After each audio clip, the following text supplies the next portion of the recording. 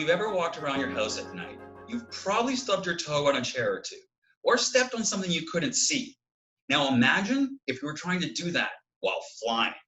You need some way to see the world around you, maybe a form of radar or sonar. If you were a bat, that's exactly what you would do. Bats are amazing animals, and while they can see about as well as we can, they rely on a process called echolocation as well. As they fly, bats are basically yelling the entire time, and those sound waves travel from them, bounce off something in the environment, and come back. So when a bat hears them, it can stitch them together to make a picture of the world and see in the dark.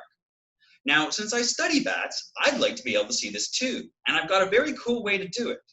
I've been using an unmanned aerial vehicle, you might call it a drone, to fly above the trees in the forest where I work and take hundreds of pictures from a bird's eye view. I also put out some ultrasonic microphones that can hear which bats are passing by. Back in the lab, I take all those photos, put them together, and I can pull out a three-dimensional model of the landscape I'm looking at. If you look at my slide, I'm showing you two here in 3D and false color of the same trees, but at different degrees of detail. And this is important because different bats see the world differently. We often think of bats as like birds, but that's not really true. The best name I've ever heard for bats comes from Cree, abawaxes, which roughly translates as cousin of bird. If you look at a bird's wing, it's made from the entire limb, whereas a bat's is made from folds of skin between the fingers. So in this way, you could say that bats are just doing jazz hands all night long.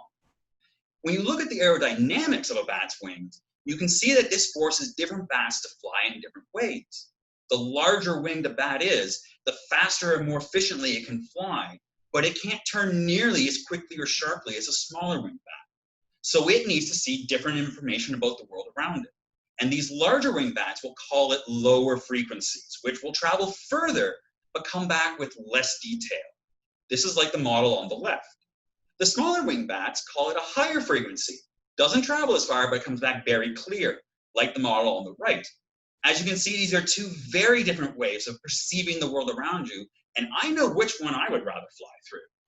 Now, this work is very important because several species of bats are now listed as threatened or endangered in Canada, and we need to take actions to help them. I'm hoping that my work will help us identify habitats that are vital to bat successes, and I'm hoping to save bats by figuring out their way of seeing.